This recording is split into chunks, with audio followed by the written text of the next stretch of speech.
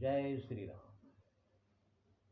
ओम वक्रतुंड महाकाय सूर्यकोटि समप्रभ निर्विघ्नं कुरु मे देव सर्वकार्येषु सर्वदा। राम कीन्ह चाहि सोई होई, करे अन्यथा अस नहीं कोई। राजा दिलीप का प्रताप देखकर रावण वन में से ही लंका वापस चला गया। और राजा दिलीप जब घर पर आए और रानियों ने कहा कि महाराज रावण यहाँ पर आया हुआ था, उसकी सारी कहानी उन्होंने बता दी।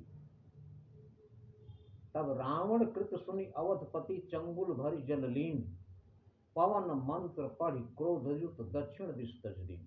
एक अंजलि जल लेकर राजा दिलीप क्रोध में भरे हुए और एक अंजलि जल लेकर पवन मंत्र पढ़कर दक्षिण दिशा की तरफ वो जल फेंक दिया। उस जल का प्रभाव क्या हुआ?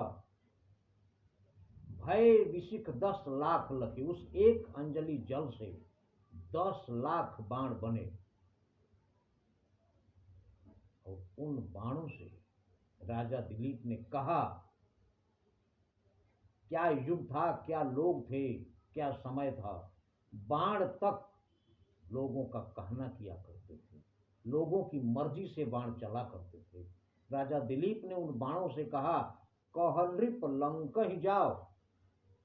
राजा दिलीप ने बाणों से कहा कि तुम लंका जाओ, सहित त्रिकूट समुद्र महा बोरी फिरौते ही ना। और जिस त्रिकूट पर्वत पर लंका बसी हुई है, उस त्रिकूट पर्वत को ही उलट दो ताकि लंका समुद्र के अंदर समा जाए, उसका अस्तित्व खत्म हो जाए। चले पवन गति मोर। बाण 10 लाख बाण पवन गति से दक्षिण दिशा में लंका की तरफ चल पड़े।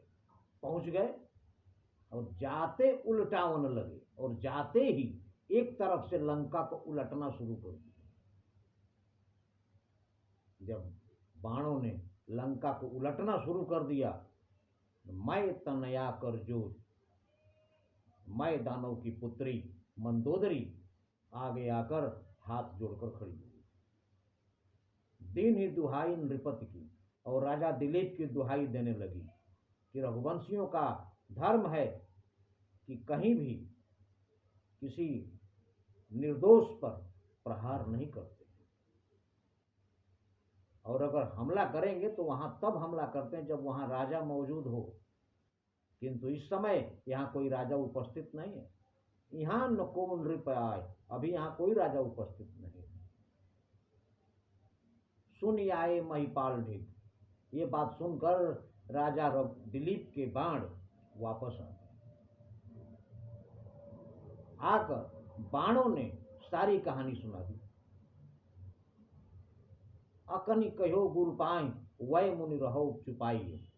तब राजा दिलीप ने जाकर अपने गुरु वशिष्ठ जी को सारा घटना का वृत्तांत सुनाया।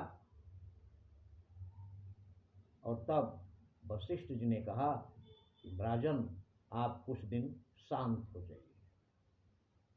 आगे क्या हुआ ये अगले वीडियो में, लेकिन हमेशा ध्यान रहे, नहीं कली कर्म न भगति विवेकु, राम नाम अवलंबन एकु। जय श्री राम।